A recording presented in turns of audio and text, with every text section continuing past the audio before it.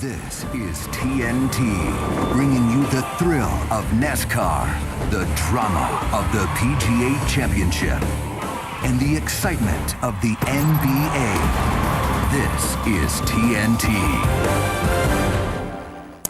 Salut à tous, on commence par une petite image amusante, vous le voyez, Jeff Burton, Clint Bowyer et Kevin Harvick, le leader du championnat de NASCAR Busch, qui descendent directement de l'hélicoptère pour venir sur l'Indianapolis Raceway Park à 6 miles à peu près du fameux Brickyard. Pourquoi ? Eh bien tout simplement parce que comme d'habitude, ces trois pilotes feront le double duty, ils ne seront pas les seuls évidemment ce soir à disputer la course de Busch, juste après avoir disputé les qualifs de la Nextel qui bien évidemment LFB sont sur le fameux Brickyard. Alors c'est vrai que c'est un petit peu dommage que pour la Busch on n'ait pas la chance de courir sur le fameux circuit d'Indianapolis. Ouais, salut à tous, salut Manu, effectivement, mais en même temps c'est une sorte de tradition qui a été instaurée il y a 25 ans de cela. On se partage lors du week-end d'Indianapolis. Il y a la grande course, même si on ne venait pas à l'époque encore sur le Brickyard, parce que c'est globalement assez récent, mais il y avait ce petit circuit et on n'a pas voulu enlever en quelque sorte cette course à ce petit circuit parce qu'il paraît, nous n'y avons jamais été sur place, vous le savez bien sûr, il paraît qu'il y a une ambiance formidable. C'est un peu à l'extérieur de la ville, il y a des dizaines de milliers de spectateurs quand même. C'était en fait pour conserver l'atmosphère, l'histoire en quelque sorte. Donc on reste ici en Busch et c'est vrai que c'est le grand circuit qui a accueilli la Nextel. Alors on a vu que Denny Hamlin a signé la pole, déjà c'est une première info. Et Clint Bowyer sera à ses côtés, donc c'est clair, c'est du solide. Et la question que l'on n'arrête pas de poser à Clint Bowyer, quand allez-vous gagner cette année ? Il a terminé, je crois, 4 fois deuxième, dont deux fois consécutives, puisqu'il reste que sur 2 places à Martinsville et au Gateway, Clint Bowyer. Mais à chaque fois, on y croit, c'est lui qui va. Eh bien non, à chaque fois, il se débrouille, on va dire un peu malchanceusement souvent, pour terminer malheureusement deuxième. Néanmoins, ça lui permet à chaque fois de marquer de gros points. Mais bon, pour l'instant, le grand rival de Kevin Harvick pour le championnat, c'est évidemment celui qui a signé le plus de victoires avec Kevin Harvick, c'est Carl Edwards. Et finalement, s'il signait une ou deux victoires, Clint Bowyer, eh bien, il pourrait peut-être enfin prendre ce rôle de grand outsider. On va écouter les cérémonies d'avant-course en version originale, comme on en apprend l'habitude. Voici maintenant la bénédiction. Et vous allez voir que le pasteur est très vivant dans son homélie, j'allais dire. Vous allez voir, écoutez bien. Our dear Heavenly Father, thank you for this beautiful night, for the Kroger 200 and the 25th anniversary of this great event. Lord, we stop tonight and we remember all of our soldiers who are providing our freedoms for this kind of evening. Lord, be with our drivers tonight. Give them a steady hand. Be with our family members and their loved ones to have a calm assurance. Lord, your word tells us to make a joyful noise unto the Lord. May the sound of these engines and the crunching of this metal and the yells of this crowd be a joyful noise unto you. And finally, Lord, let these good old boys and good old girl get it on. In Jesus' name I pray. Amen. Ah oui, c'est quasiment possédé presque. D'ailleurs, même Kenny Wallace en rigolait. Et voici maintenant l'hymne américain, bien évidemment. Angela Downing. Oh, say, can you see by the dawn's early light what so proudly we hail at the twilight's last gleaming, whose broad stripes and bright stars through the perilous fight o'er the ramparts we watched were so gallantly streaming, and the rockets' red glare, the bombs bursting in air, gave proof through the night that our flag was still there. Oh, say does that star-spangled banner yet wave for the land of the free and the home of the brave.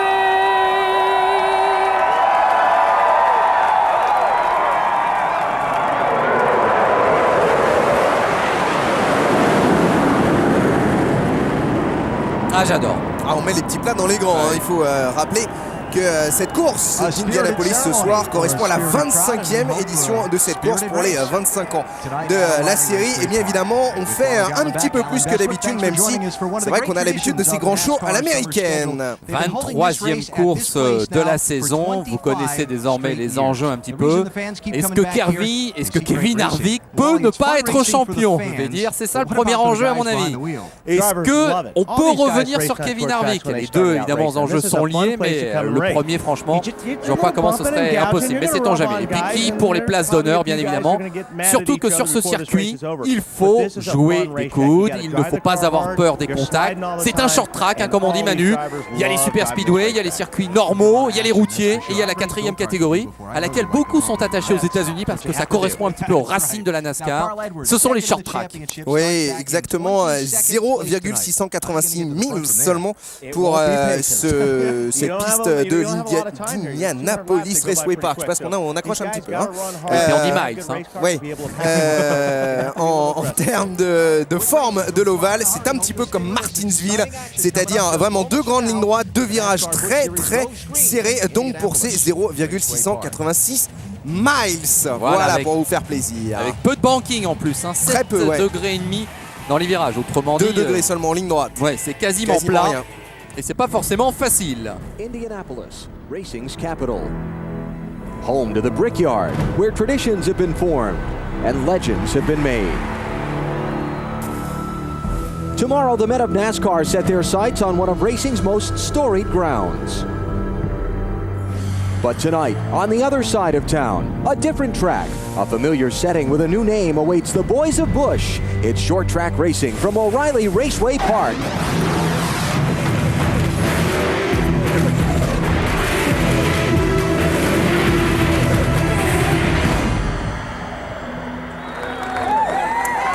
En ce qui concerne l'équipe, ils savent faire quand même. Il n'y a pas à dire, c'est toujours aussi spectaculaire que ces images de la NASCAR en musique. Bienvenue donc sur cette Indianapolis Raceway Park qui accueillera ce soir la 23e manche de la saison 2006 de NASCAR Busch. Et on va directement aller s'intéresser aux différents pilotes qui font le double duty ce soir. Ils sont 11 donc à avoir tenté la qualif sur le Brickyard et à venir ce soir disputer la course de NASCAR Busch. Alors comme d'habitude, on va être un petit peu exhaustif. Il y a les traditionnels, hein, Clint Bowyer, Kyle Busch, Gigi Yeli, Denny Hamlin, Kevin Harvick, Rich Sorenson, même si bon, il en a raté une, on ne peut pas vraiment considérer qu'il soit toujours full double duty, mais bon, presque.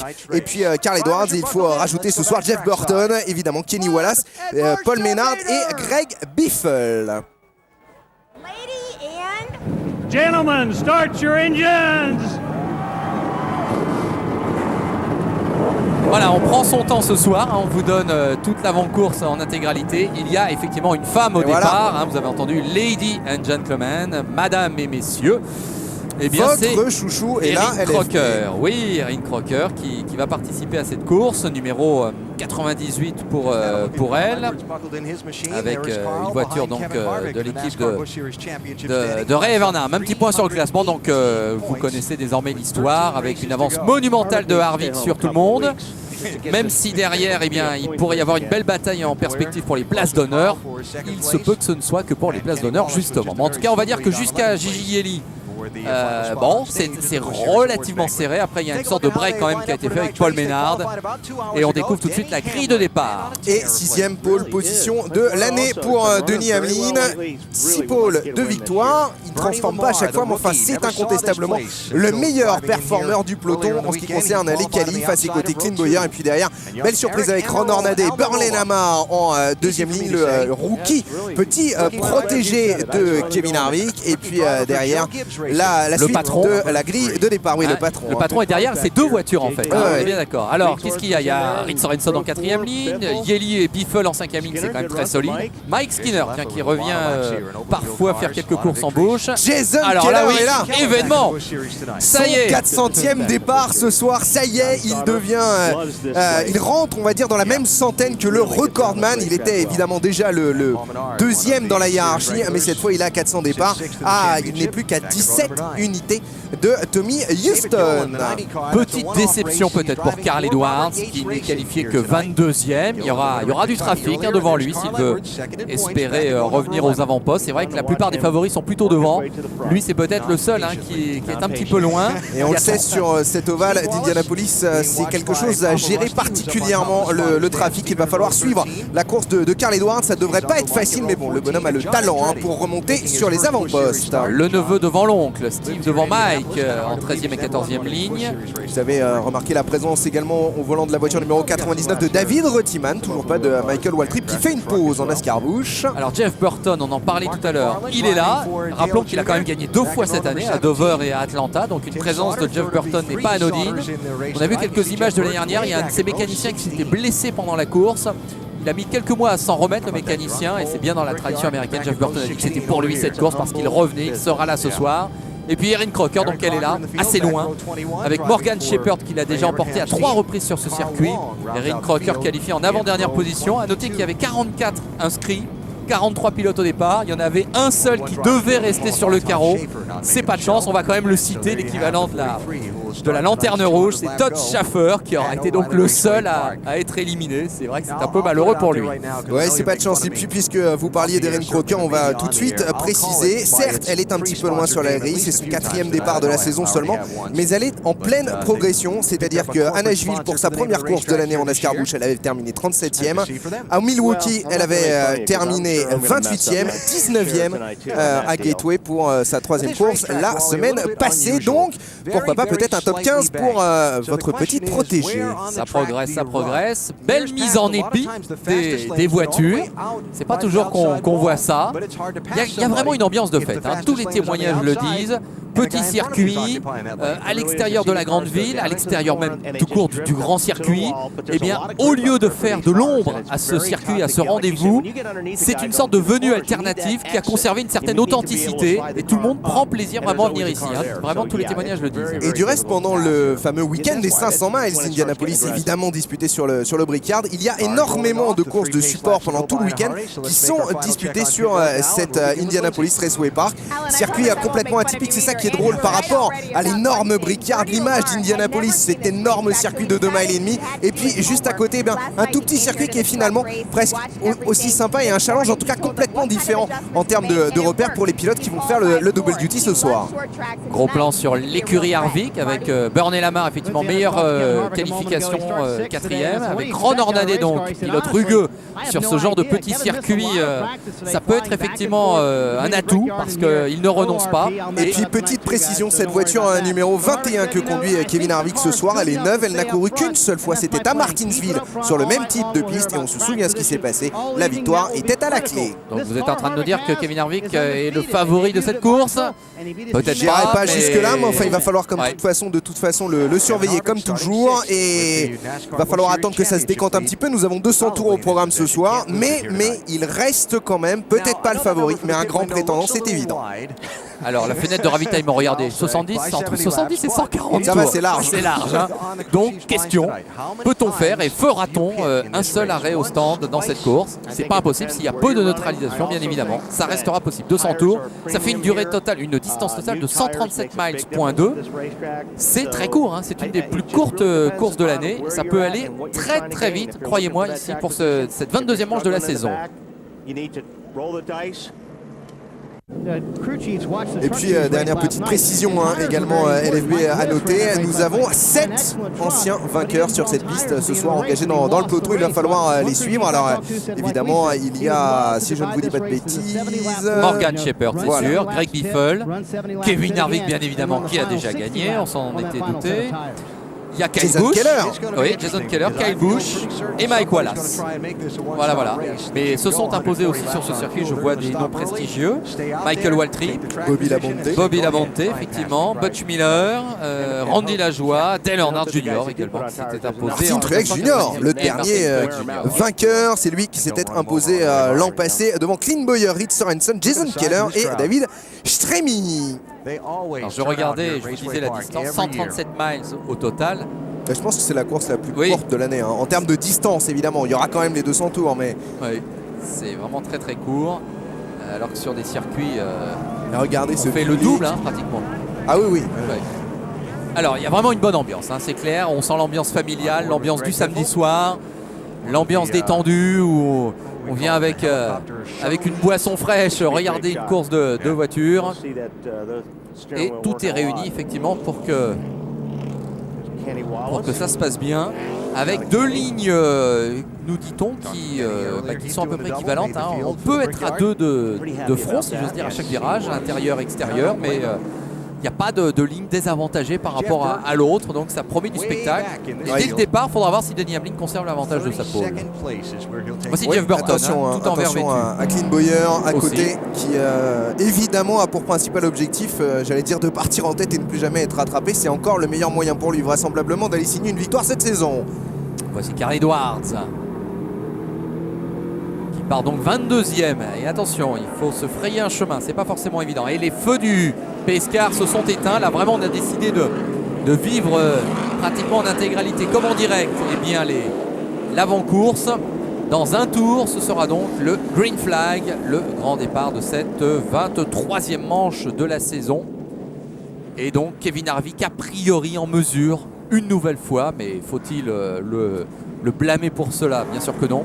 En mesure de jouer les premiers rôles parce que c'est un circuit où il a déjà gagné. C'est un circuit qui convient forcément à sa voiture, on en est sûr. Et c'est un circuit où en plus il part de très très haut. Hein. Il est sur la 3e ligne. Donc c'est vrai, il sera tout de suite dangereux. Et puis il y a une stat qui est sans doute extrêmement importante à noter, c'est que Kevin Harvick sur les short track, comme on appelle, a déjà 10 victoires sur un total de 21 et surtout 22 top 5, 23 top 10 en 32 départs seulement sur short track. On peut un petit peu l'appeler quasiment le roi du short track, autant dire qu'il est quand même un peu favori ce soir. Allez, on se tient prêt, le public s'est mis debout, croyez-moi. On respecte la tradition. Et voilà, drapeau vert, c'est parti, ici à Indianapolis.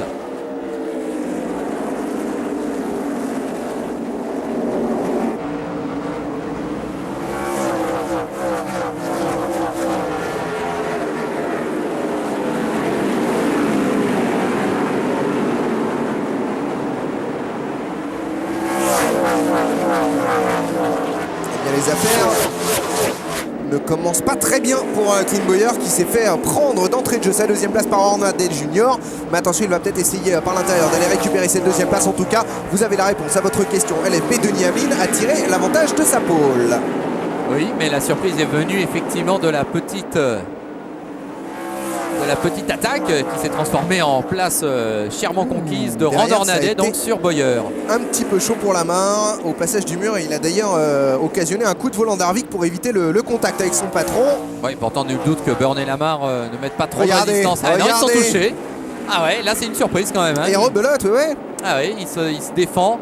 Mais bon, je pense que Kevin Harvick va passer avec Fritz Sorensen derrière qui a compris qu'il fallait peut-être bien suivre Kevin Harvick plutôt que Lamar. Et devant, donc, il y a intercalé le numéro 19, Darrick Almirola, qui est vraiment un nouveau venu un petit peu, mais qui a du potentiel, hein, c'est clair. On n'en parle pas beaucoup, mais il est rapide et nul doute qu'Almirola quand même commence à se positionner dans l'échiquier de la NASCAR Busch, peut-être pour l'année prochaine aussi. Alors puisqu'on parle de l'année prochaine, on va l'annoncer tout de suite. Carl Edwards a déclaré depuis le Gateway qu'il voulait faire comme cette année en 2007, à savoir disputer l'intégralité de la saison Busch et l'intégralité de la saison Nextel. Ça n'est pas le cas des 7 autres, enfin les 6 autres. Oui, Harvick nous l'avait dit à Daytona, ouais, ça c'est sûr. Lui ne le ferait pas. Non. Et Gigi Ellie, lui, a annoncé qu'il visait plutôt entre 20 et 25 courses de Busch dans la saison, se concentrant sur une saison pleine en Nextel. Par contre, ça a donné des idées aux petits camarades du peloton, puisque Todd Kluever devrait faire le double duty en intégralité. La saison prochaine reste maintenant à trouver l'intégralité des financements, et ça, c'est pas encore tout à fait fait. Allez, c'est dur là pour Burn et Lamar qui est menacé par Fritz Sorensen et par John Wood. Comme annoncé, Kevin Harvick est passé, effectivement. Et là, Lamar résiste. On est en caméra embarquée, je pense, avec Carl Edwards, non? C'est pas impossible, Carl Edwards. Oh, attention, premier grabuge. Alors il y a le 72 qui est impliqué, Randy McDonald. Et je me demande si ça n'est pas Erin Crocker. Est-ce que c'est 98 ça? Ouais, c'est Erin Crocker. Ah, dommage pour Erin Crocker avec sa voiture toute jaune là, derrière. Et qui ça est va, impliqué. Il va falloir revoir ce qui s'est passé pour Erin Crocker, mais bon, on sait que les pilotes et les observateurs de la NASCAR ne sont pas tendres avec elle, et à chaque fois qu'elle est impliquée, même si elle n'y est pour rien, eh bien souvent, on l'accuse un petit peu d'être la responsable. Attendez, il y a 2 trucs différents. En fait, il y a tête à queue de Mike Wallace, Voilà. et je pense que derrière conséquence, tout le monde freine. Et ils se sont fait piéger. On va voir. Là, on est avec Jeff Burton. C'était devant l'accident entre Erin Crocker et le numéro 72 de Randy McDonald. Voilà, donc 2 incidents séparés. Première neutralisation. Souvenons-nous qu'à Martinsville, dernière venue pour un short track, 19 neutralisations.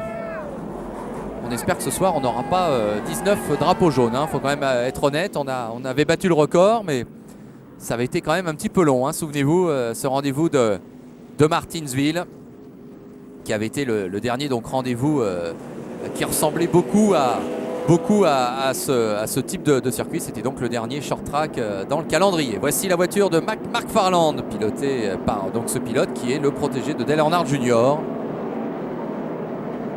Et regardez, il y a le nom le premier départ. Benny Parsons est inscrit. Benny Parsons qui est un consultant à la télé américaine, très connu, très célèbre, ancien champion Winston Cup, et qui est atteint d'un cancer. Il l'a révélé. Et donc Dale Earnhardt Jr. lui rend hommage avec son nom, qui est marqué comme il était marqué à l'époque sur la propre voiture de Benny Parsons, à l'identique avec la même typographie. C'est une attention sympathique. Allez, c'est reparti. Oh là là, attention, oui, ça tapait le mur. Longtemps. Ça a tapé le mur avec cette voiture qu'on suivait. Ça avait tapé le mur avant avec David Gilliland. Alors David Gilliland, bien sûr, qui restera à jamais un des héros de cette année. Ah bah ça, je sais pas s'il y a beaucoup de pilotes débutants, parce que bon, évidemment, on peut citer l'exemple de Kurt Busch, mais enfin de beaucoup de pilotes débutants qui débarquent vraiment en NASCAR Busch et qui, à leur 6e course seulement, signent une victoire. On se souvient que surtout Kurt sur Busch, un environnement aussi concurrentiel que cette année. Kurt Busch, bah oui, premier départ, première victoire, mais c'était pas n'importe qui. C'est Kurt Busch, voilà. Il est déjà champion Nextel avant de venir courir en NASCAR Busch. Dommage. Allez, on marque une petite pause et on revient très vite ici à Indianapolis pour voir si Gilliland et les autres repartent du bon pied.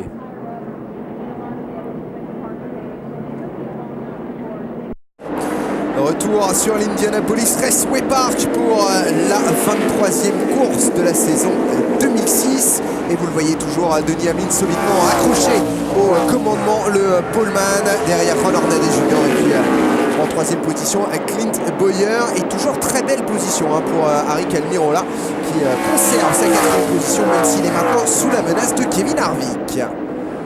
J'ai l'impression qu'il y a une lutte là, qui a commencé, qui va être féroce tout au long de la course. C'est Bowyer contre Hornaday. C'est chaud, c'est relativement intense et on ne se fait pas de cadeaux. Et c'est vrai qu'on n'est pas tellement habitué à la voir briller cette voiture 33 quand il n'y a pas Tony Stewart ou Kevin Harvick à son volant. Ça y est, Bowyer peut-être à l'intérieur. Non, Hornaday résiste. En tout cas, elle est superbe cette bagarre. Et derrière, évidemment, c'est Almirola qui en profite pour ramarrer un petit peu le groupe devant. Et Bowyer qui va passer peut-être pour récupérer la 2e place. On sent bien qu'Hornaday ne veut absolument rien lâcher. Et surtout, on voit ce que vous soulignez très justement, LFB, en début de retransmission. Il n'y a pas du tout de différence, ou quasiment peu, entre les deux trajectoires intérieures et extérieures. Ce qui fait que là, c'est vraiment du portière contre portière. On parcourt pas vraiment beaucoup plus de distance quand on est à l'extérieur. Et on ne ralentit pas vraiment non plus beaucoup quand on est sur la ligne intérieure. Donc ça va nous donner de superbes duels. Et puis derrière, il y a Almirola et Harvick aussi qui sont à la bagarre. Regardez. Et pour l'instant, il est un petit peu prudent, le leader du championnat, Kevin Harvick. Par contre, Denny Hamlin est souverain en tête avec déjà pas mal de longueur d'avance. Et à noter également la belle 5e place de Reed Sorenson qui est un petit peu de retour aux affaires, on va dire, depuis 2 courses. Même depuis 4 courses. 8e à Chicagoland, bon 17e à Loudon, c'était pas terrible, mais 4e et 4e à Martinsville et au Gateway. Ça fait longtemps qu'on ne l'avait pas vu cette saison enchaîner d'aussi bons résultats. Regardez ce beau trio, Kyle Busch, Carl Edwards, Greg Biffle, c'est du lourd là. C'est l'avantage de ces courses de NASCAR Busch quand elles ne sont pas très loin de les courses de Nextel, c'est que même ceux qui n'ont pas décidé de faire l'intégralité du championnat en full duty, eh bien ils viennent quand même à l'image de Greg Biffle, même si c'est un des plus présents de la saison. Bowyer! Voilà, c'est un coup de théâtre et sans doute l'accrochage avec Hornaday que l'on ne sentait pas forcément venir, mais on se disait bien que c'était une lutte au couteau. Et bien ça a dégénéré. Je peux vous dire qu'il perd beaucoup dans cette affaire, Clint Bowyer. Du point de vue du championnat, on va voir ce Et qui il s'est était passé. passé, Ah, hein, attention, il y a Almirola derrière. Ouais, mais c'est quand même Hornaday qui un petit peu en s'appuie cause. largement sur Bowyer. Ouais, Hornaday pressé certes par Almirola, mais qui quand même est venu vraiment éjecter Bowyer de la trajectoire, lequel était finalement passé. Et là, regardez les leaders qui reviennent au niveau de Bowyer qui va aller directement dans les garages. C'est terminé pour Bowyer. Alors on va revoir ce qui s'est passé. Ouais, c'est vrai qu'il y a cette petite pression. Peut-être un tout petit contact entre Almirola et Ron Hornaday, mais c'est vrai que c'est pas du tout suffisant pour envoyer Bowyer en tête à queue. Et c'est incontestablement Ron Hornaday qui fait un attentat, n'ayons pas peur des mots, sur Clint Bowyer. Assez énervé, c'est le moins qu'on puisse dire. Ah oui, c'est rare de voir ça. Hein. Ah, mais il le sait qu'il perd gros dans le championnat là. Il le sait. Hein. Il était quasiment au coude à coude avec Carl Edwards pour la deuxième place du championnat. Carl Edwards, Kevin Harvick sont toujours en piste. Évidemment, les pilotes qui sont juste derrière au classement également. Et lui, malheureusement, il perd beaucoup. Ah, il veut pas parler, là, Bowyer. Il veut pas parler, il se retient. Il me mettait la pression et je pense qu'il n'a pas aimé la façon que j'ai eu de le doubler. Bon, il accuse clairement Hornaday de l'avoir sorti. Et on l'a vu, hein, il prenait sur lui pour essayer de sourire et de dire deux mots, mais là il a envie de tout casser, Clint Bowyer, c'est clair. Et surtout de dire deux mots qui n'étaient pas trop méchants à mon avis. Denis Hamlin toujours leader et du coup vous avez vu Almirola qu'on a profité pour récupérer la deuxième place devant Hornaday. Attention Almirola, il y a Ron Hornaday derrière, maintenant il va falloir le surveiller ce soir. Bon, et bien ça commence par un gros coup de théâtre quand même avec cette élimination prématurée de Clint Bowyer. Et évidemment ça permet à Kevin Harvick d'être quatrième maintenant. Hein. Alors j'aimerais voir où se situe maintenant Carl Edwards. Où est-il remonté? Il est dixième. Ah, c'est pas mal quand même. Et à noter la belle présence pour son retour de Jason Keller. Ça fait 14 courses qu'il n'a pas disputé et il est dans le top 10 en 9e position. Jason Keller, un baron de la NASCAR, remplacé par un petit jeune depuis le début de la saison. Ça vous rappelle pas Villeneuve-Kubica? Sauf que Keller a réussi à revenir, au moins pour cette course. Alors je suis pas sûr que Villeneuve va revenir. Non, là, je crois qu'on attend la confirmation, hein, mais ça va tomber. Ils vont garder Kubica. Ouais, cela dit, c'est pas vraiment une découverte pour les aficionados des sports mécaniques et les téléspectateurs de Motors TV, puisqu'on l'a vu l'année dernière en World Series by Renault.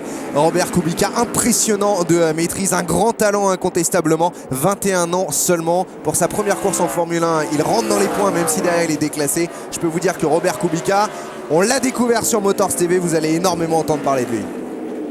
Alors, est-ce que Ron Hornaday va résister autant à Kevin Harvick qu'à Clint Bowyer tout à l'heure? Peut-être pas. C'est peut-être pas le même gabarit, hein, on va dire. Attention Kevin Harvick, il est déjà champion, puis c'est le patron. Et puis, oui, c'est le patron dans les deux sens du terme. C'est le patron de sa voiture et puis c'est le patron de la discipline en ce moment. Donc, attention, Ron Hornaday, on se méfie de son coup de volant. En même temps, Ron Hornaday, il faut qu'il montre à Harvick qu'on a eu raison de le choisir. Oui, voilà. Enfin, si c'est en sortant le patron, je suis pas sûr qu'il mérite quoi que ce soit.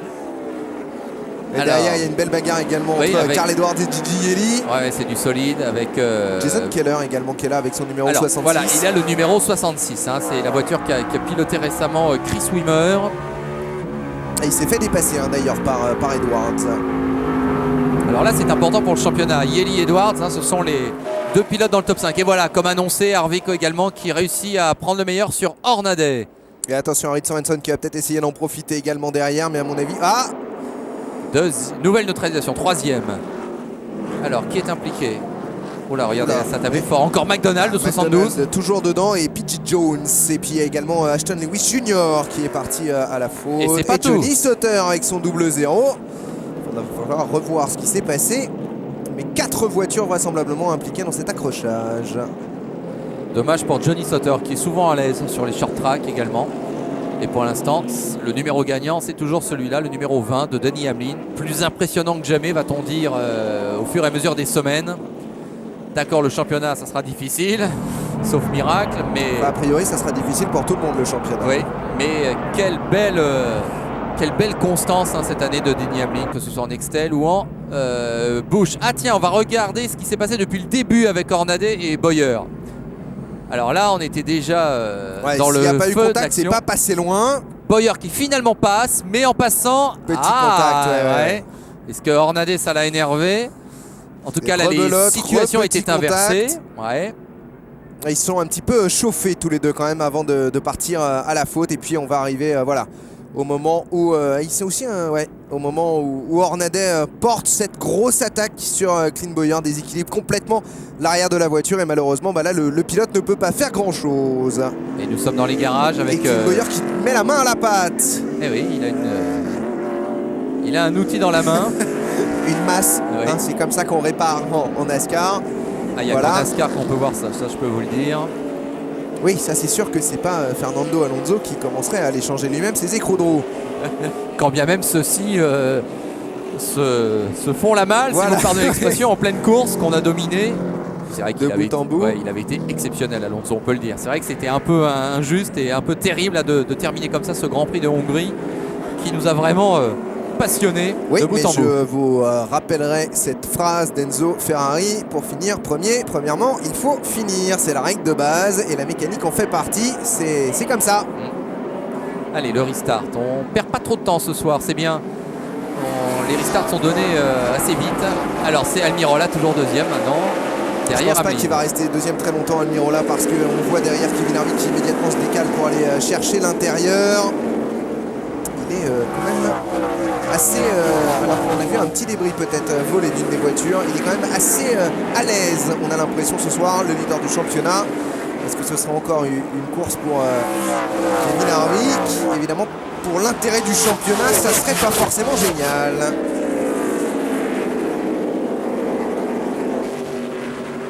Alors Burton, 21e, voilà, Jeff Burton, je le cherchais, parce que lui aussi fait forcément partie de ces hommes à surveiller de très très près, même s'il part de loin. Erin Crocker, 27e, elle s'est bien repositionnée.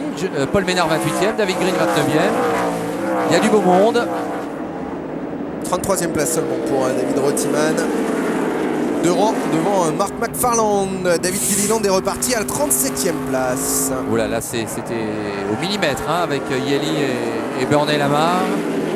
Il y a toujours ce groupe de trois en pleine bagarre. Hein. Ron Hornaday, Rich Sorensen et John Wood. Bagarre pour la 4e place. Et c'est peut-être justement Rich Sorensen qui va la récupérer, cette 4e place. Oui. Ah, Et quand il on va vous pas de main disait morte, que Hornaday quand Mais oui, même. c'est la caractéristique de Ron Hornaday. C'est le pilote rugueux par excellence, qui ne lâche rien, qui ne veut pas céder, qui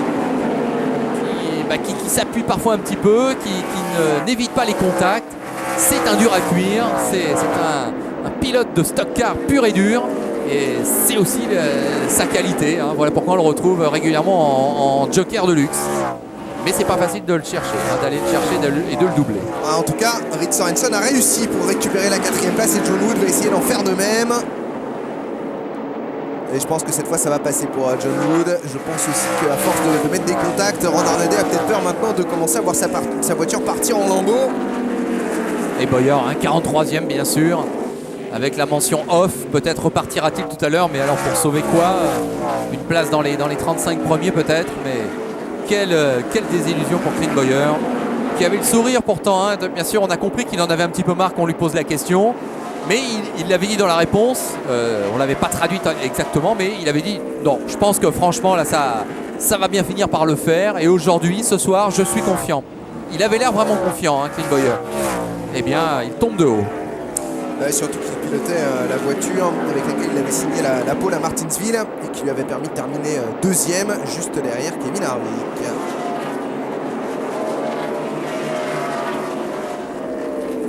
Alors, qui c'est maintenant qui s'attaque à Hornaday? C'est Yeli. Et il va passer, je pense, assez facilement d'ailleurs. Attention à Carl Edwards derrière. On va retrouver Jeff Burton en caméra embarquée. Vous voyez qu'il faut bien braquer le volant longtemps hein, dans les virages. Hein. Il y a un vrai... C'est du vrai virage. Là, Ouais, ouais. ouais. On ne peut pas se servir du banking simplement pour tourner. 7,5 degrés de banking en virage, ça n'est pas suffisant évidemment pour faire tourner les voitures. Et là, il faut vraiment aller tourner le volant. Et comme les lignes droites sont évidemment très courtes, hein, puisque nous n'avons le circuit ne fait que 0,686 miles, évidemment, ça donne vraiment pas grand chose de bout de ligne droite pour se reposer. Le pilote est quasiment tout le temps en action.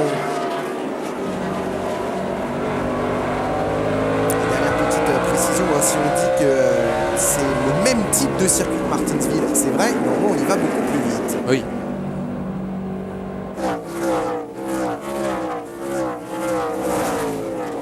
Alors, retour en tête, regardez l'avance maintenant que possède Denny Hamlin. Ah oui, là, il s'échappe complètement alors que l'on va franchir le premier quart de course. Ah, il a quasiment un virage Impressionnant, d'avance. Ah oui. Ah, neutralisation. Ah, c'est Ah, encore PJ Jones qui est sorti. ouais, encore. le 43, déjà impliqué tout à l'heure. Et du coup, tout le monde va ravitailler, j'ai l'impression. Il faudrait surveiller si Denny Hamlin est également du voyage dans les stands. En tout cas, Kevin Harvick, Harvick, oui. John Wood également. Ouais, j'ai du mal à croire que Harvick s'arrête et les autres et pas Hamlin. Mais il faudrait qu'on le voit à l'image pour en être sûr.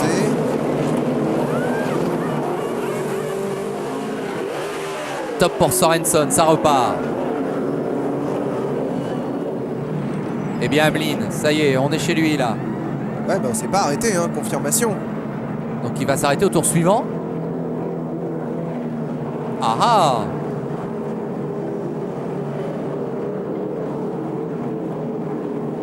Mais non, il est resté dehors, effectivement. Hamlin ne s'est pas arrêté. Ah, ça, Et ouais, on est-ce tente une un coup. tactique ou Almirola est-ce une non plus, erreur? derrière, hein. Ouais, bon, c'est vrai qu'on n'est essaye pas de- encore dans la fenêtre théorique, donc après tout, pas de panique. Mais. Enfin, on n'en est pas si loin, hein, 70 Oui. la première base. Alors, Carl Edwards, j'ai l'impression, s'est pas arrêté non plus, hein, parce que. Non, Carl Edwards s'est pas arrêté, sinon il ne serait pas troisième, évidemment. Et il va aller prendre immédiatement la deuxième place, hein. Je peux vous le dire, Carl Edwards, c'est pas Almirola qui va résister, même si... Ouais, non, c'est... Ouais, on s'est partagé en deux, hein. Il y a la moitié qui s'est arrêtée et l'autre moitié qui continue. Pariant peut-être pour une neutralisation dans la fenêtre, dans une dizaine de tours, pourquoi pas. Ouais, ça peut être intéressant. En tout cas, c'est stratégiquement intéressant de voir certains pilotes se décaler, dont Kevin Harvick, le leader du championnat, alors que généralement, c'est pas trop son habitude de prendre des risques. C'est peut-être finalement la voie de la sagesse, en fait, de s'arrêter dès cette neutralisation la plus proche de la fenêtre.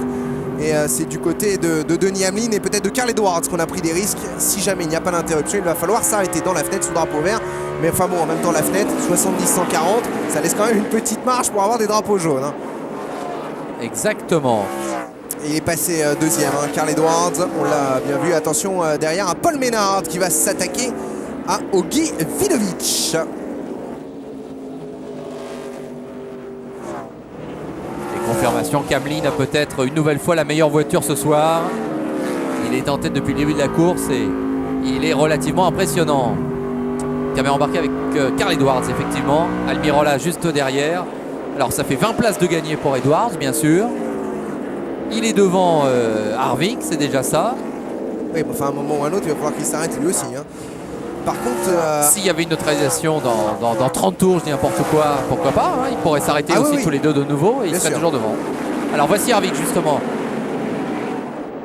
à la bagarre avec Reed Sorensen, Gigi Yeli et Ashton Lewis Jr. qui lui ne s'est pas arrêté. Au même titre que Erin Croker, hein, ce qui lui a permis d'intégrer le top 15.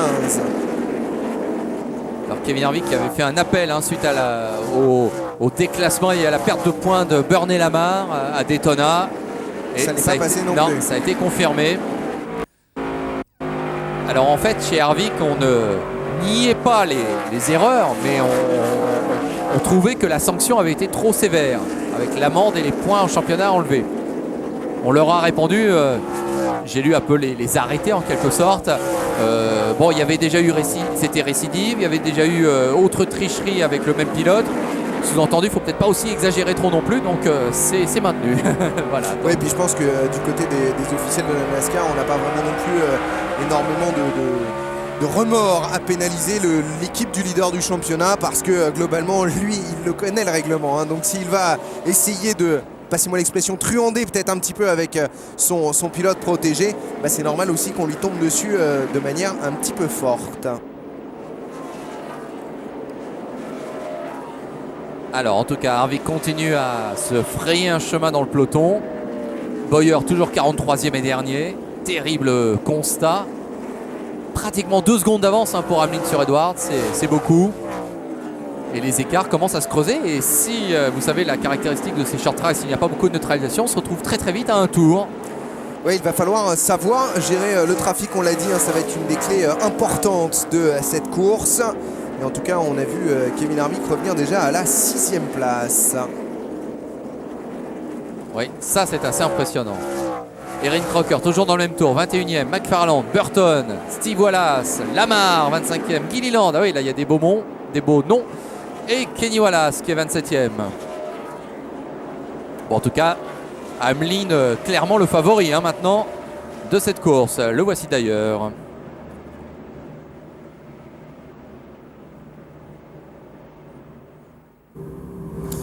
Tiens, neutralisation. Ah, pardon. Denis Hamlin qui réalise quand même une superbe saison, même si on le voit pas beaucoup, c'est vrai. Certes, il est toujours en devant, mais bon, il gagne pas, il s'impose pas. Il est là pour signer des pôles, mais c'est vrai que derrière, il a un petit peu plus de mal. C'est pareil en Nextel d'une façon générale, même s'il a signé sa première victoire en Nextel cette année. Mais il fait une superbe saison. Il resterait vraiment à frapper un grand coup vraiment en NASCAR Busch cette saison pour qu'on dise incontestablement, voilà. D'accord, il y a Harvick, mais la révélation de la saison, comme la révélation de la saison c'était Edward, cette année c'est Denis Hamlin. Eh bien, on a vu que David Gilliland, a priori, avait un petit peu éjecté de la trajectoire Bernie Lamar, qui continue donc son apprentissage de cette Indianapolis Raceway Park. Rappelons qu'il était parti très très haut sur la grille, Bernie Lamar, ni plus ni moins qu'en 4e position, mais là, il retombe un petit peu dans l'anonymat du peloton. Et on est prêt dans les stands. Leader du championnat rookie, Bernie Lamar, mais un petit point seulement devant John Andretti. Autant dire que là, je peux vous dire qu'il y a pas mal de différence d'âge entre les deux pilotes et l'expérience également.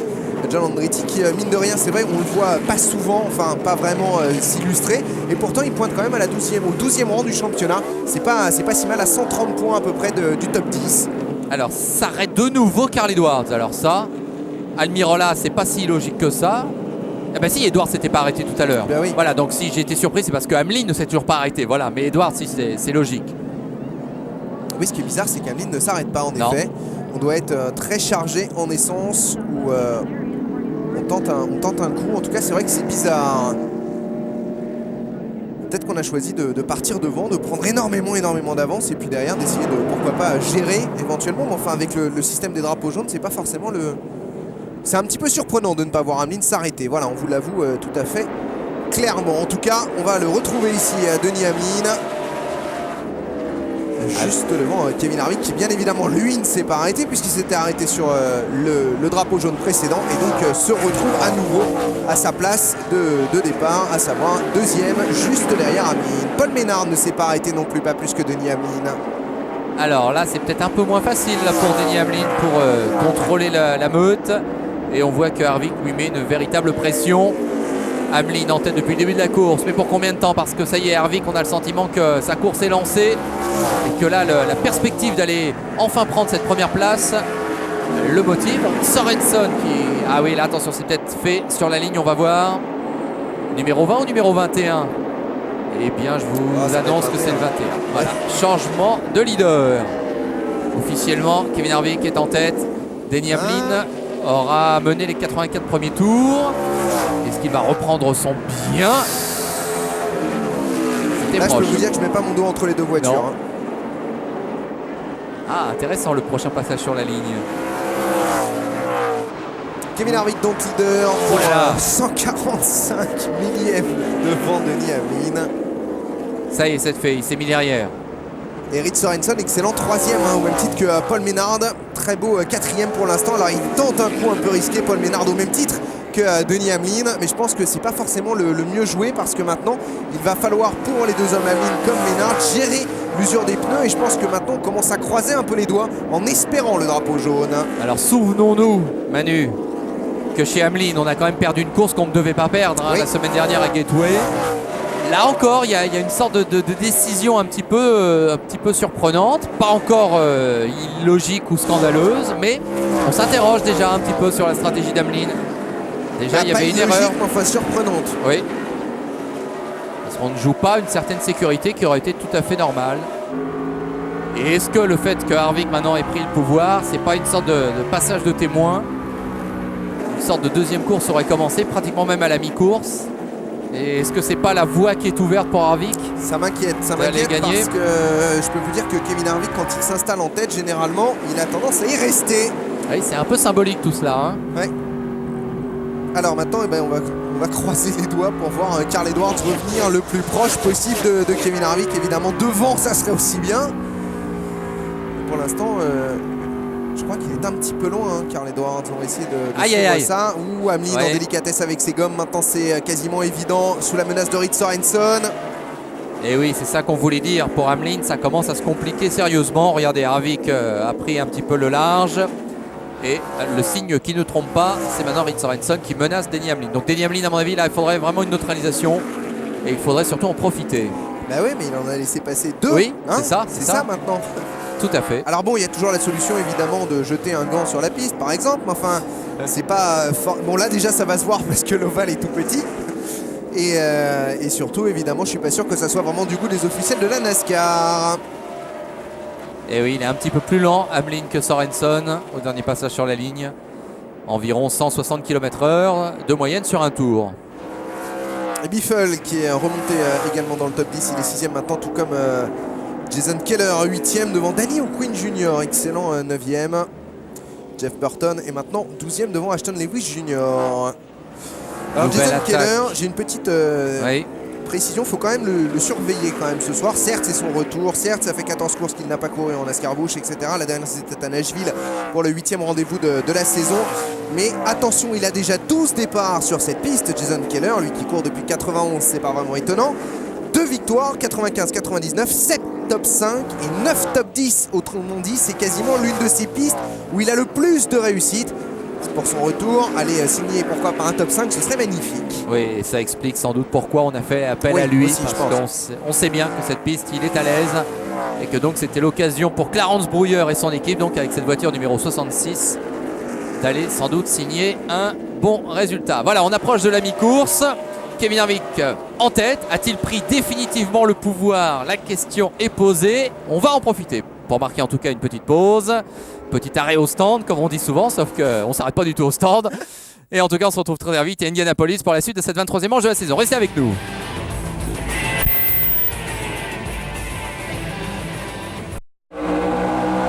Regardez comme c'est chaud devant. Retour à Indianapolis, bien sûr, mais on est dans le vif du sujet. Hein. Ah oui, ça c'est le moins qu'on puisse dire. Entre Ron Hornaday et John Wood, attention à Jeff Burton également derrière. Il s'en passe des choses en piste. On a quasiment laissé passer le retour d'antenne tellement on est captivé par cette superbe bagarre. Et regardez Kevin Harvick qui pendant ce temps-là, lui évidemment, en tête de la course, prend un petit peu la poudre d'escampette. Ça va être quand même difficile, je pense, d'aller chercher Harvick ce soir.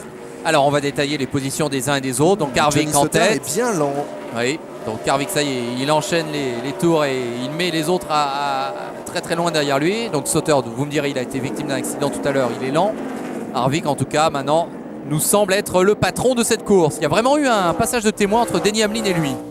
Et c'est vraiment incompréhensible, hein, le choix tactique de Denny Hamlin de laisser passer 2 neutralisations sans changer les pneus. Et puis maintenant, certes, pour l'instant, il parvient encore à résister un petit peu à la pression de Reed Sorensen et Gigi Yeli, mais pour combien de temps encore? Forcément, lui, le temps joue contre lui alors qu'il joue plutôt en faveur des autres.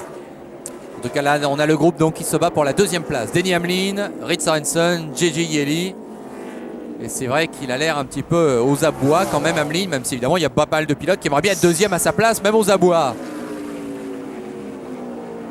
Ce sont des jeunes pilotes qui tous ont découvert cette piste très récemment. Parce qu'ils sont coéquipiers chez Joey Gibbs Racing, Gigi Yeli et Denny Hamlin. Et dans sa bagarre avec Reed Sorensen, il m'a semblé que Gigi Yeli, l'espace d'un instant, allait peut-être pousser très légèrement Denny Hamlin. Heureusement, ça ne s'est pas fait. Biffle est derrière. Et ensuite, on trouve donc Jason Keller qui réussit incontestablement son comeback sur une piste où il a déjà gagné, on l'a dit. Mais le fait est qu'en tout cas, ça se passe bien. Alors, on se souvient que son objectif de la saison à Jason Keller, c'est d'égaler, voire de battre le record de Tommy Houston. Ça va être un petit peu difficile puisqu'il ne reste que 12 courses, il fera 412. Mais bon, sporadiquement, la saison prochaine, il peut revenir signer 6 petites participations histoire d'établir un nouveau record. Est-ce qu'on va voir Jason Keller venir encore quelques fois? Pourquoi pas faire même l'intégralité de la fin de saison? C'est vrai que ça serait assez sympa parce que le record de Tommy Houston, ça date quand même un petit peu maintenant. Ça fait plus de 10 ans qu'il a arrêté Tommy Houston. Belle bagarre entre Paul Menard et Danny O'Quinn Jr. On va retrouver Jeff Burton en caméra embarquée. Pour l'instant 9e de cette course. Ça y est, il est enfin dans le top 10. Carl Edwards, lui, pointe à la 23e place. Et Almirola, c'est sa 3e course bouche seulement hein, dans sa carrière. Tiens, j'avais l'impression qu'il en avait fait quand même un petit peu plus.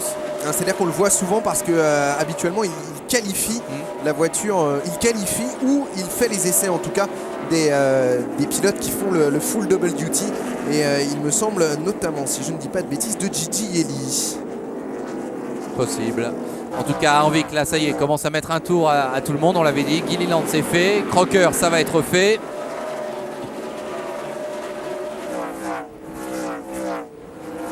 Alors, on voit qu'Harvick, il mord pas mal hein, sur la voie intérieure, en quelque sorte. Passant au-delà, parfois, de la ligne jaune. Oui, c'est un peu surprenant, d'ailleurs. Regardez, là, on croit qu'il s'arrête. Pas du tout. Il court-circuite un peu la trajectoire. Au cordeau, hein, les trajectoires d'Harvick. Et en tout cas, à chaque fois, ça lui permet souvent de gagner une petite position en raccourcissant un tout petit peu la trajectoire. On le voit ici. Regardez l'écart qu'il prend d'un coup d'un seul sur Erin Crocker. Ah, Bowyer est reparti. Eh oui, pour l'honneur. Enfin, ouais. Il va essayer de sauver quelques points, quoi. On peut quand même toujours rendre un petit peu hommage à ces pilotes et ces équipes qui ne renoncent pas, qui savent que c'est pour quelques points seulement, mais qui ont travaillé là depuis 1 heure d'arrache-pied. Oui, voilà, il y a repartir parce qu'on a raté 2 tours, 3 tours. Bon, on ne sait jamais ce que ça peut.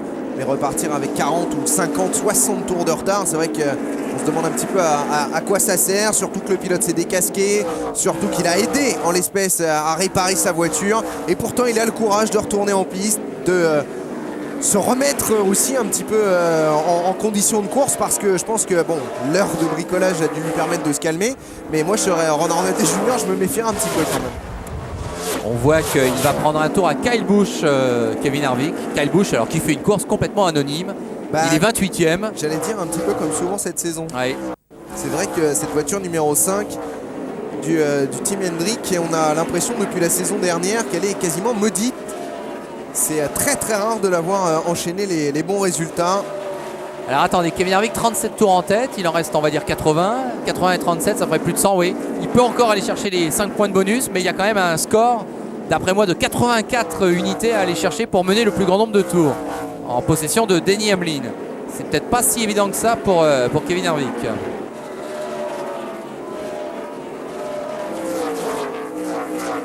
Bon, bah c'est la balade hein, pour l'instant pour Harvick, hein, je crois qu'on peut le dire. Souvent. Oui. Comme souvent, c'est ça qui est impressionnant avec Harvick, encore une fois. C'est que quand il a la voiture pour aller gagner, il est quasiment intouchable. De la tête et des épaules, il domine le reste du peloton. Et puis en plus, il a également ce côté un peu en piste autoritaire. C'est le patron de la série, c'est le patron de la catégorie. Et pour l'instant, il n'y a pas vraiment grand monde pour rivaliser avec lui, même si Carl Edwards, c'est vrai, essaye tant bien que mal de faire de son mieux pour essayer de déstabiliser un petit peu Harvick en course. Ça marche quand même assez rarement. Puis quand il n'a pas la voiture pour gagner, mais il se contente simplement d'assurer d'aller prendre des gros points dans le top 10, ce qui explique qu'il caracole avec 318 points d'avance au championnat. Vous avez vu Kyle Busch, hein, un seul top 10 dans les 8 dernières courses.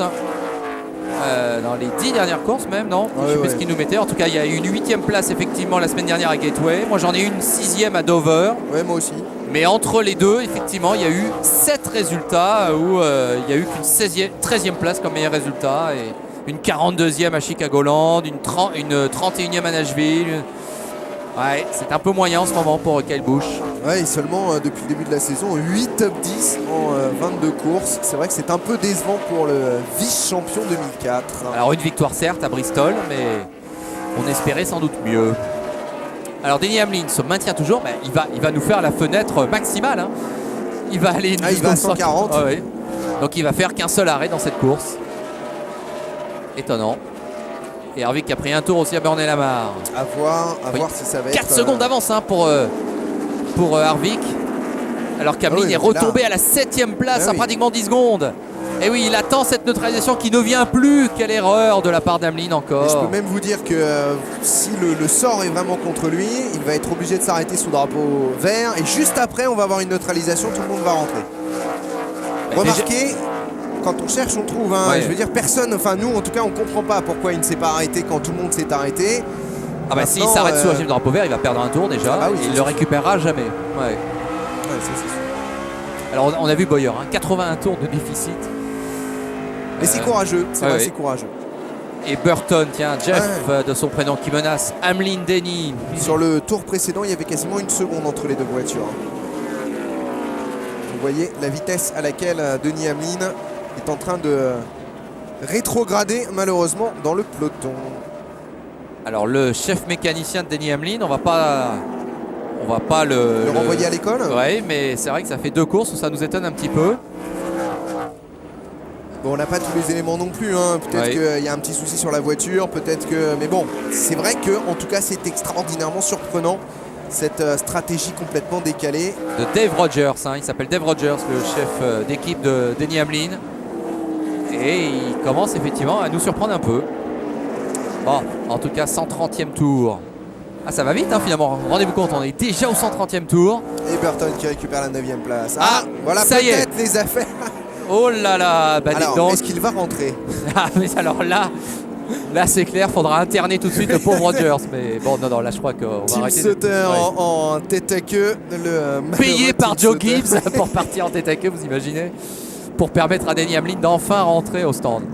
Sauter, c'est son 106e départ en NASCAR Busch ce soir, le 111e, toute discipline NASCAR confondue. Et voilà, la réalisation qui ne s'y trompe pas, c'est la bonne nouvelle qu'attendait fébrilement Denny Hamlin et son équipe. Alors maintenant, ce qui va se passer, c'est qu'il va rentrer au stand alors que les stands ne vont pas être ouverts. Le pilote maudit du début jusqu'à la fin. Ouais. Il part tout seul, hein, Tim Sauter. Comme un grand. Du reste, c'est loin d'être son circuit favori. 3 départs ici et 33e, 25e et 40e comme résultat. Moyen. Alors, on attend l'ouverture des stands. Par contre, il va être intéressant de voir si les autres en profitent aussi. Ce qui ne serait pas si logique que à 60 tours de l'arrivée, on assure et on va jusqu'au bout. Quitte à éventuellement rechausser des pneus frais dans un ultime ravitaillement si un drapeau jaune survient pour le rush final. Maintenant, il est aussi possible qu'on puisse aller jusqu'au bout. Parce qu'avec les arrêts d'Harvick normaux, va-t-on dire, si la fenêtre est de 140 tours, il pouvait sans doute aller jusqu'au bout. Dans l'autre sens. Alors, est-ce qu'après, ça ne va pas le pénaliser un peu en fin de course? Allez, intéressant à suivre. Ah oui, Harvick s'arrête, c'est logique. Lui, il ne va pas prendre de risques. Ça, c'est pas le genre du bonhomme. Il est où, Denny Hamlin? Oui, j'aimerais bien le voir aussi. Attendez, non. Reed Sorensen s'arrête, Gigi Ellie s'arrête, on les a entreaperçus. On a vu qu'on était prêt du côté de chez Hamlin, donc vraisemblablement ça doit être prévu qu'il s'arrête.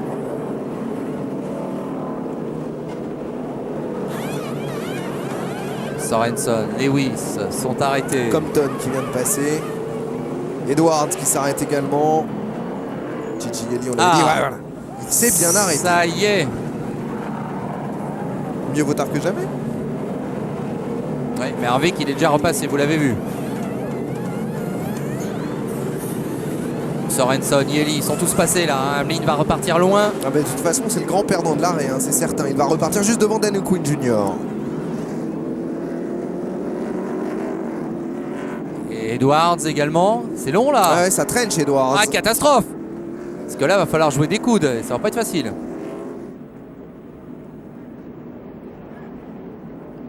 Encore 68 tours à parcourir. Kevin Harvick sera-t-il battu ce soir? Pas évident, on peut le dire franchement.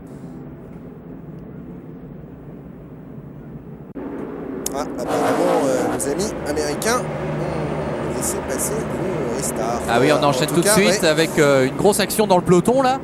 Kevin Harvick, il y a du monde, il y a Sorensen qui essaye de se glisser, mais il y a du monde également devant lui.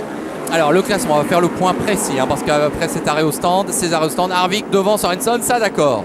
Yeli juste derrière en 3ème position avec Buffel 4ème devant Hamlin. 5ème, c'est pas si mal. 7ème place pour Burton, 8ème place pour Maynard. Ce qui m'inquiète plus, c'est Carl Edwards qu'on a vu très furtivement bloqué longtemps au stand. Il va falloir attendre peut-être longtemps avant de voir arriver. Et voilà, 17ème seulement à 3 secondes 4. Carl Edwards à 60 tours de l'arrivée. Tout est à refaire, il était parti 22ème, c'est quasiment pareil.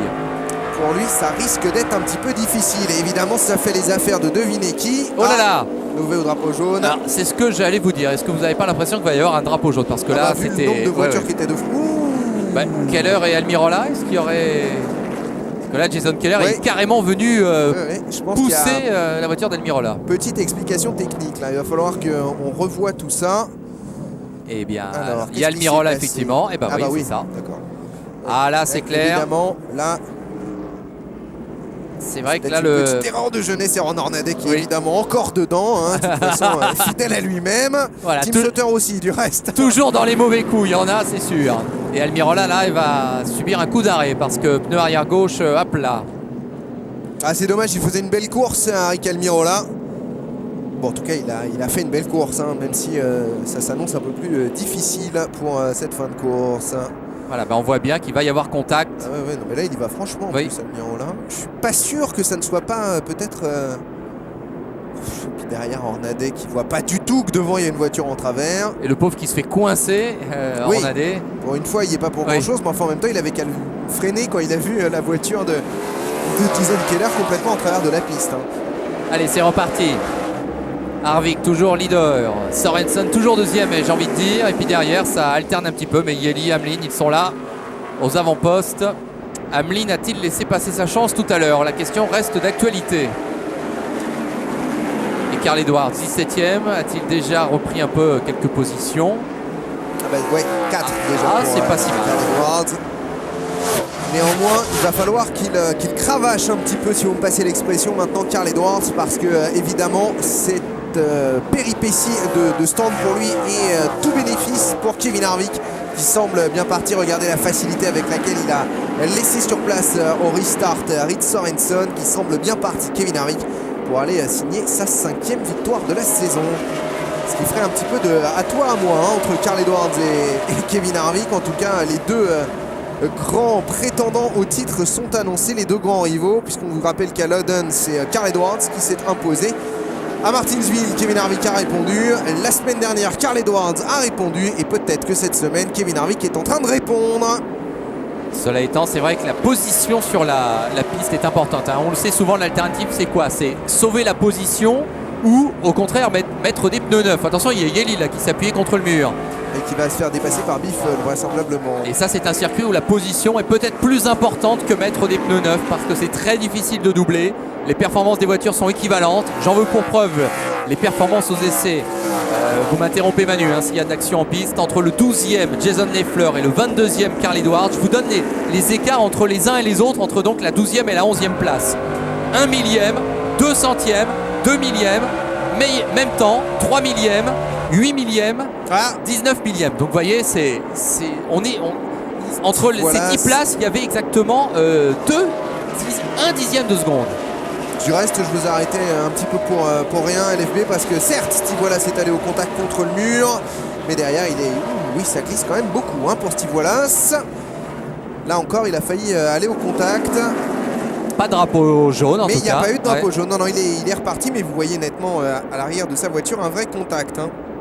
Avec le numéro il est 14. pas parti tout seul. Voilà, ça on n'avait pas vu. Oui, alors il y a un premier contact où Wallace se rabat un petit peu sur Musgrave, mais ensuite Musgrave il n'a pas apprécié, il a un petit peu renvoyé Wallace à l'extérieur. C'est l'apprentissage qui continue pour Steve Wallace. Donc on vous le disait, regardez hein, depuis comme sa voiture est abîmée bien sûr. Non, et surtout dixième. ingérable ou quasiment au niveau de la trajectoire. Ça m'étonnerait pas de le voir un soir passer très rapidement dans les stands, soit éventuellement de finir très rapidement sa course dans le mur. Allez-y. 1 dixième entre la 12e place et la 22e place en qualif. Les 40 premiers sur la grille qualifiés en une demi-seconde. Les 43 en 9 dixièmes. C'est donc très très serré. Évidemment, le circuit a un faible développement, vous allez me dire. Mais quand même, là c'est vraiment des écarts très très faibles. Ce qui fait que ce soir, vu en plus le contexte de l'arrêt au stand, la fenêtre très large, il vaut mieux sans doute s'arrêter une fois ou deux, pas plus, au bon moment et préserver une position sur la piste que de connaître une mésaventure comme Carl Edwards et galérer pour revenir ou prendre un pari qui consisterait peut-être à la prochaine neutralisation à mettre des pneus et à essayer de revenir, mais on serait englué dans le trafic. Ça va un peu dépendre aussi, je pense, cette stratégie de votre position dans le peloton. Il est certain que Carl Edwards, par exemple, vu qu'il n'était pas forcément super bien placé, avait plutôt intérêt à aller rechercher, changer les pneus. Ah mais c'est pas ça le problème, c'est qu'il a eu un problème dans les stands. Non, bien sûr. Et que du coup, c'était ce qu'il fallait pas faire. Non, oui, il fallait pas faire, il fallait pas avoir le problème, oui, mais ça, oui, mais moralité, à partir du moment... oui, mais c'est ça qu'on veut dire. Ça veut dire qu'effectivement, là, il est de toute façon dans une position difficile parce que la position sur la piste est très difficile à conquérir. Ah oui, ça c'est sûr, c'est sûr. Et c'est une course où il convient finalement d'être plutôt conservateur. À l'image de Kevin Harvick. Exactement. Qui caracole en tête. De ne pas tenter le diable et évidemment d'éviter au maximum les erreurs, les malchances et autres coups du sort. Et ça, plus facile à dire qu'à faire. Bon, bah en tout cas, là, je crois que ça se présente bien hein, quand même pour Harvick, qui est un petit peu seul dans son monde maintenant. 2 secondes 2 d'avance déjà sur Reed Sorensen.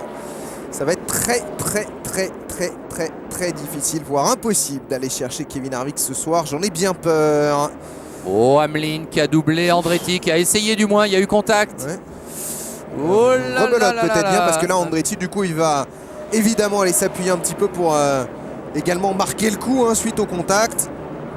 À 40 tours de l'arrivée, Kevin Harvick plus que jamais leader. Alors apparemment, Kevin Harvick ne dit rien à la radio. 77 tours en tête. Très bientôt, Ouais, il il s'en va. rapproche, hein. Ouais, ouais. Je pense qu'il va pouvoir s'emparer des 5 points de bonus pour avoir mené le plus grand nombre de tours. Reed Sorensen toujours deuxième de cette course. Il fait une très belle course, Reed Sorensen. Ce serait sa troisième deuxième place consécutive. Il rentre dans le concours avec Clint Bowyer du pilote le plus malchanceux avant de s'imposer cette année. Exactement. Ensuite, Yeli, finalement assez solide, qui a pris le meilleur sur son coéquipier Hamlin. Et ça, on ne l'aurait pas parié en début de course. Yeli qui fait une superbe deuxième partie de saison. Hein. Pour l'instant, c'est vraiment assez magnifique. Certes, il a eu un passage à vide, un petit moment entre les 9e et entre 9e et 12e course, mais sinon pour le reste c'est quasiment tout le temps dans le top 10. Il a compris vraisemblablement qu'un petit peu à la star de Kevin Harvick, c'est la régularité qui va permettre de marquer des très gros points et pourquoi pas d'aller se battre. Bon, encore une fois pour le championnat, on voit difficilement qui va pouvoir aller chercher Kevin Harvick, même s'il reste encore 12 courses à disputer cette saison. Risque quand même d'être extrêmement difficile d'aller battre Harvick cette année. Mais il y a cette bagarre pour la deuxième place et je pense que là, Yeli face à Edwards et Bowyer et Hamlin a encore toutes ses chances. Bowyer qui a gagné 2 petites places, 41e. Pourquoi parce qu'il est revenu en piste et que d'autres ont vraiment complètement abandonné. Donc voilà, évidemment, il est classé devant, mais il n'est que 41e. On va regarder au nombre de tours de retard qu'il peut avoir sur Alors, Paul Menard dans le top 10. Ouais.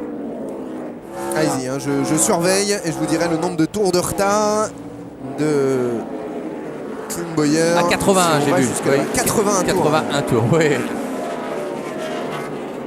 Mais bon, il n'a pas abandonné. Non, donc il suffit que. Il y en a un autre qui abandonne et de pas trop loin. Il faudrait pas que ça traîne quand même parce qu'après il va falloir compter le décompte des tours. Il faut juste que 40 pilotes abandonnent maintenant pour qu'ils puissent gagner, quoi. Voilà. C'est possible. Tout est possible. Une hécatombe, un Big One. Un jour ça arrivera, hein. Il y aura 43 voitures impliquées dans le Big One. Allez savoir. Du moment qu'il y a Kevin Harvick, ça va.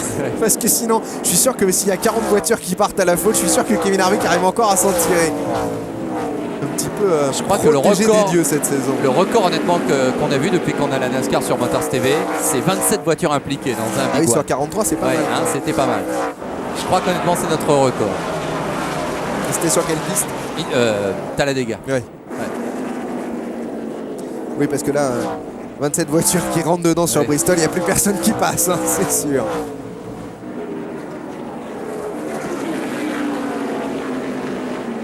Et bien voilà comment on met sa patte sur une course. Vous avez vu Kevin Harvick, prudent en début de course, qui a laissé Denny Hamlin partir tout seul à la faute, aller tenter le diable un petit peu tactiquement parlant, et qui lui a joué une fois de plus la prudence en sachant qu'il a une voiture extrêmement compétitive ce soir et en tout cas suffisante pour aller signer la victoire. Et puis derrière, eh bien, une bonne tactique, un bon coup de volant pour gérer les dépassements et les faits de course.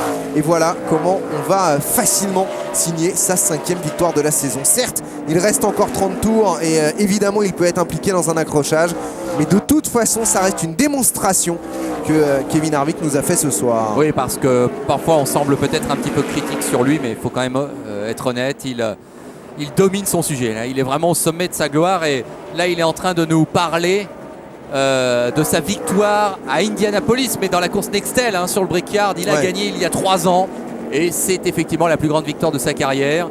Et il le dit, hein, il y a 2 grandes courses dans la saison, faut pas se la raconter. C'est le Daytona 500 et c'est Indianapolis. Parce que moi j'ai grandi, dit-il, en adorant les monoplaces et en suivant les 500 miles d'Indianapolis. Donc gagner Indianapolis pour moi, c'est important. En fait, il dit qu'il y a 2 groupes. Il y a ceux qui depuis qu'ils sont tout petits, sont dans la NASCAR en quelque sorte. Donc pour eux, c'est gagner Daytona qui est le plus important. Et ceux qui aiment aussi Indianapolis, la Formule 1 ou en tout cas les monoplaces, eux, ils veulent gagner absolument Indianapolis un jour. Et lui, c'était ça. Intéressant comme témoignage. Et du reste, ça serait pas inintéressant de voir un jour Kevin Harvick tenter, tout comme Jeff Gordon, on en parlait l'autre jour, de tenter l'aventure en monoplace, de voir même simplement pour une petite comparaison. Je suis sûr qu'avec son intelligence de course et son coup de volant, Kevin Harvick serait là aussi redoutable. Allez, on va marquer une dernière petite pause et on revient pour voir si Kevin Harvick peut ne pas gagner cette course. Hein. Là, c'est carrément ça la question qu'il faut se poser. A tout de suite. Tour à Indianapolis sur l'Indianapolis Raceway Park, le petit circuit d'Indy pour la 23e course de la saison 2006 de NASCAR. Bon, chez toujours Kevin Harvick solidement accroché à la tête de cette course. C'est une véritable démonstration du leader du championnat. Derrière, Reed Sorenson, deuxième, sauve un petit peu les meubles. Évidemment, le malheureux dans l'affaire, il y en a 2. Hein. C'est Denny Hamlin qui avait la voiture sans aucun doute pour aller s'imposer ce soir. Et peut-être encore plus Carl Edwards qui lui s'est fait piéger dans les stands. Et voilà. puis bon, faut pas oublier Clint Bowyer évidemment, qui est reparti après un accident dès le départ ou quasiment dans les tout premiers tours de course avec maintenant toujours en piste mais 81 tours de déficit par rapport à Harvick. Si ça reste vert jusqu'à l'arrivée, c'est terminé dans 10 à 12 minutes, hein, donc ça peut aller très très vite. 26 tours seulement à parcourir. Nous sommes avec Greg Biffle qui devrait signer un bon résultat.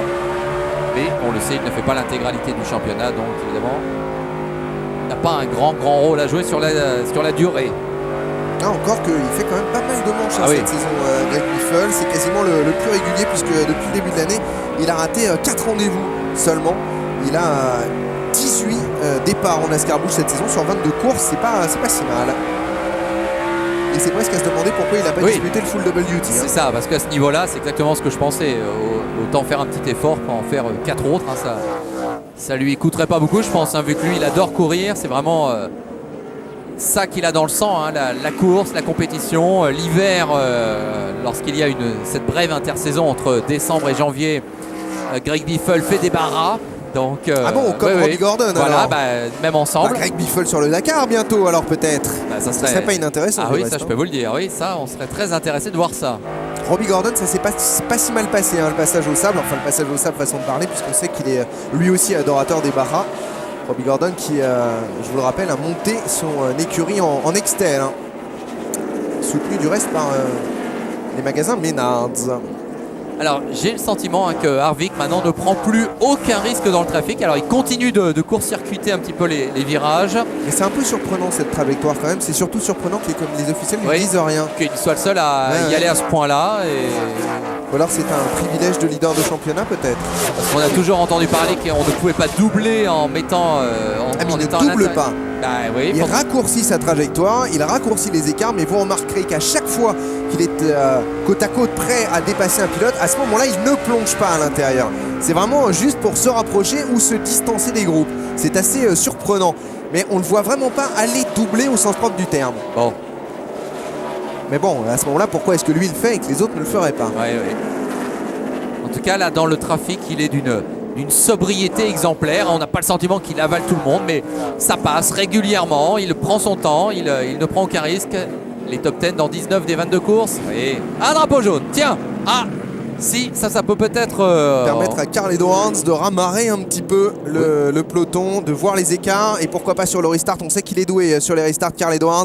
Aller gagner quelques petites positions. Oui, puis peut-être que Sorenson et Eli, je pensais aussi à eux, peuvent aller enfin mettre un petit bout de pression à Harvick à 20 tours de l'arrivée. J'y crois moins. Oui, mais en tout cas... Biffle peut-être, allez, on va dire Biffle. Et au Queen, hein, excellent placé. Daniel Hamlin au stand. Alors là, c'est un pari.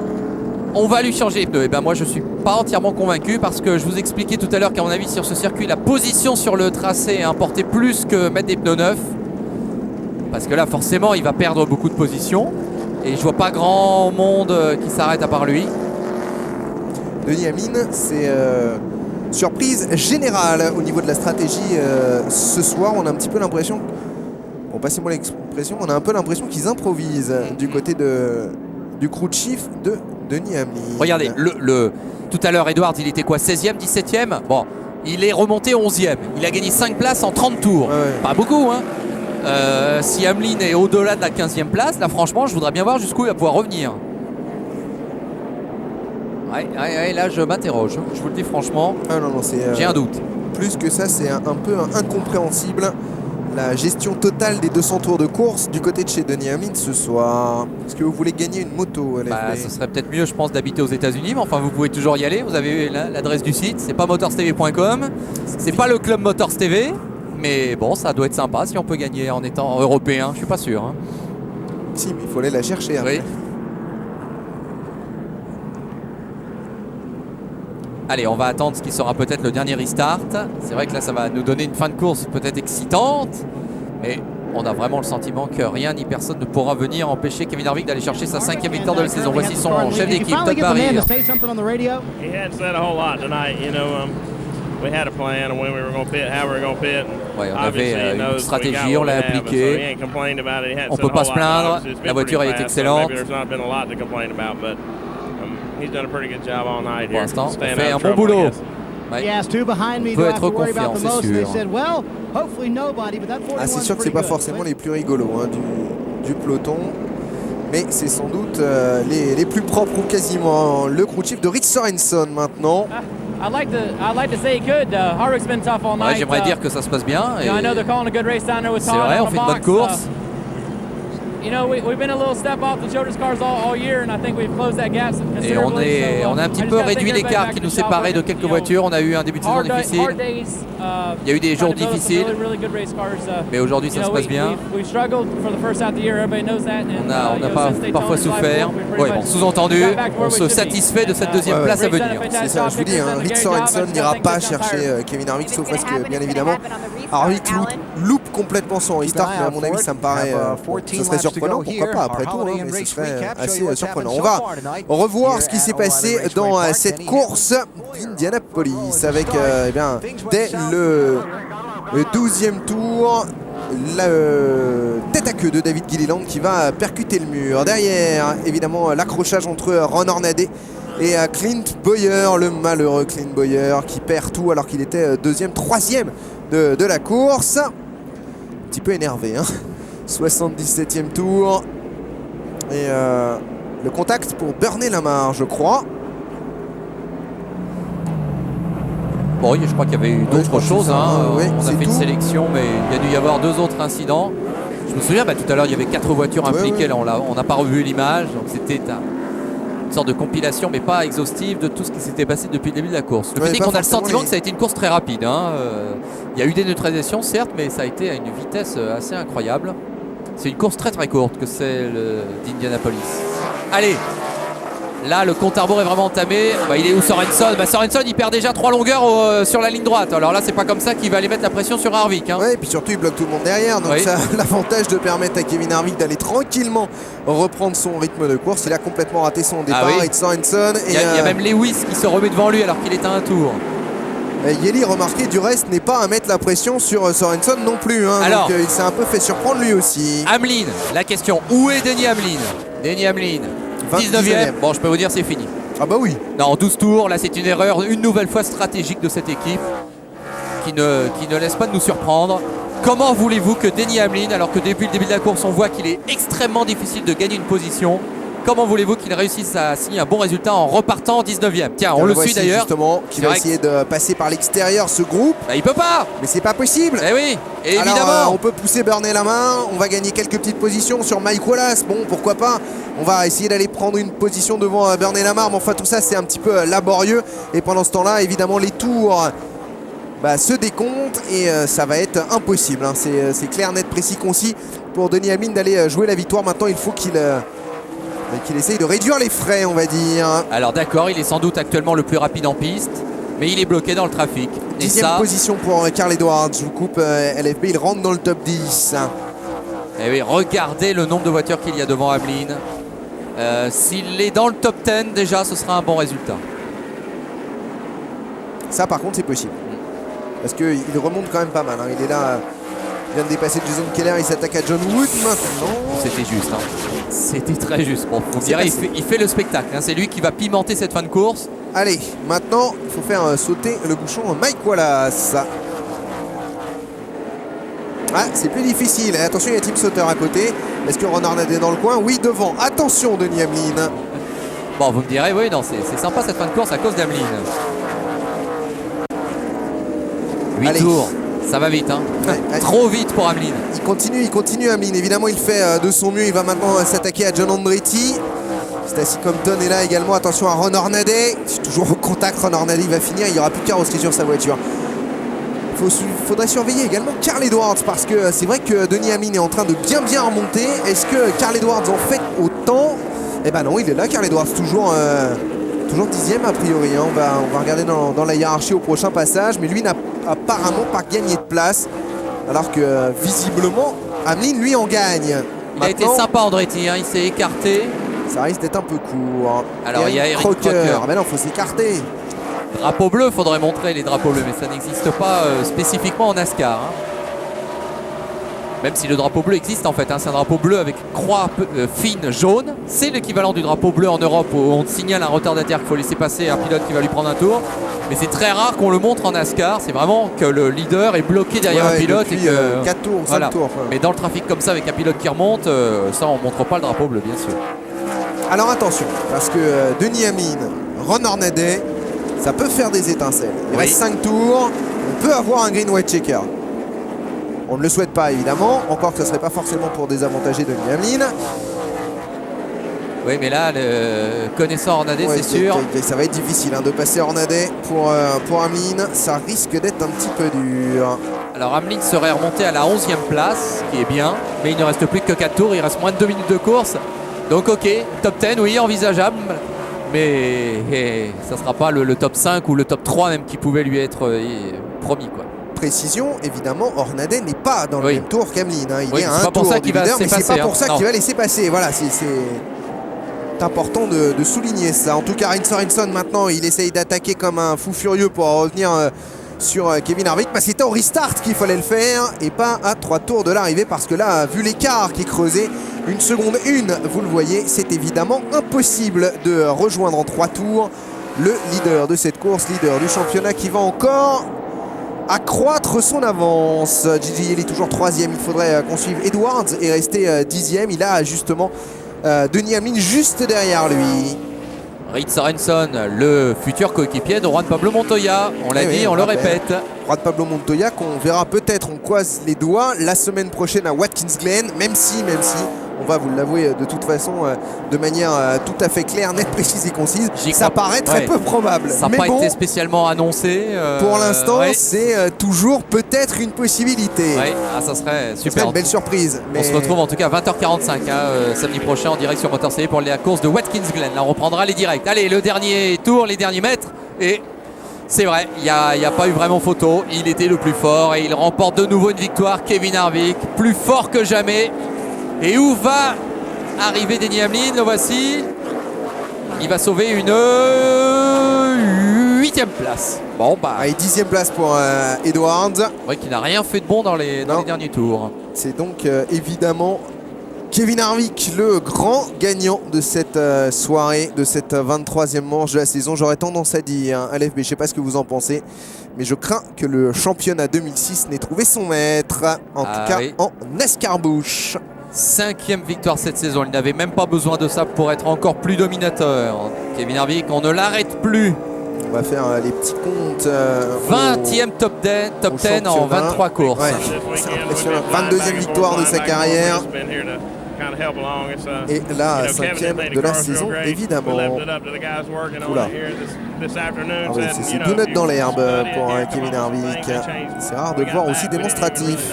Il veut peut-être avoir le record du plus grand écart à l'arrivée d'un championnat. Je crois que c'est Jeff Green qui avait 606 points d'avance. On va revoir l'année. C'est jouable. Oui. Parce que là, il ne va pas tarder à arriver aux 400 points d'écart. Et il y a encore 12 courses à disputer, rendez-vous compte. Ah oui, c'est pour ça, c'est tout à fait jouable. Il suffit que Edwards, Hamlin et Bowyer se loupent encore une fois ou deux. Et puis Kevin Harvick aura le titre en poche bien avant la fin de saison. Il faut évidemment ne pas le souhaiter, au contraire. On espère bien évidemment que, un petit peu de manière peut-être un peu anti-sportive, mais on espère qu'il va évidemment connaître lui aussi un jour une course sans cette saison, Kevin Harvick, ce qui permettrait pourquoi pas à Reed Sorensen de revenir également sur la tête du championnat. En tout cas, belle course de Reed Sorensen. Ça a été, j'ai eu une bonne voiture toute la course.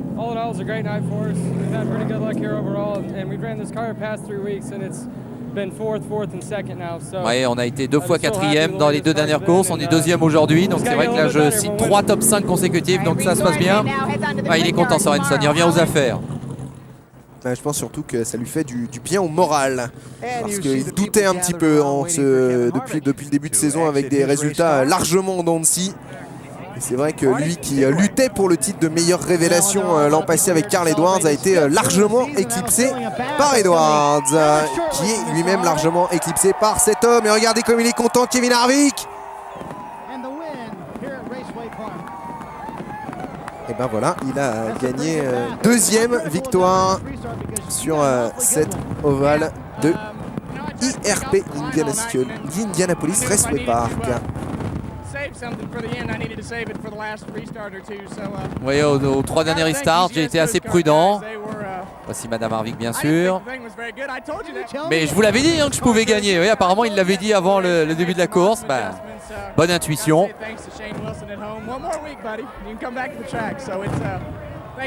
Et évidemment, il remercie Shane Wilson qui a effectué tous les essais avec cette voiture numéro 21 pendant qu'Harvick était au volant de la 29 en train de disputer les qualifs et de régler évidemment sa voiture pour la course de Nextel. Ouais, à chaque fois qu'on gagne à Indianapolis, c'est quand même un peu spécial et moi ça me touche. Je sais pas quand est le prochain short. Oui, parce qu'on lui dit vous gagnez que sur les short track. Mais non, mais surtout 2 victoires sur 2 short track consécutives avec cette voiture. Bah, il va pas attendre trop longtemps, c'est le 25 août à Bristol. Bon, on revient à Bristol. voilà. Hein, donc, rendez-vous pris. Oui. Denis Hamlin. Alors à Bristol, qu'est-ce qu'il avait fait Kevin Harvick en ça début va de être saison? Intéressant d'écouter Denis Hamlin. Je vous laisse regarder ça. Bah, il avait juste terminé 2e, hein, donc c'est bon.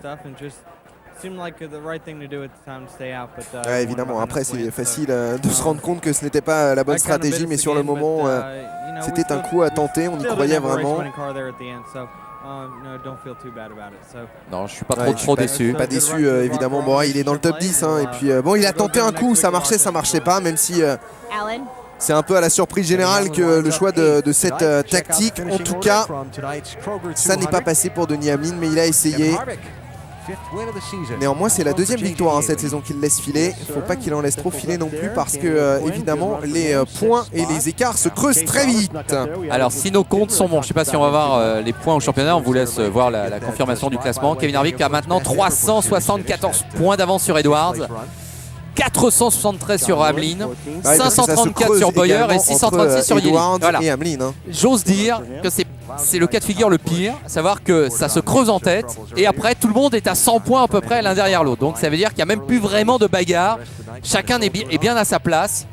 Donc il va falloir surveiller s'il n'y en a pas un jour qui s'écroule avec un très mauvais résultat comme Clint Bowyer aujourd'hui, 40e.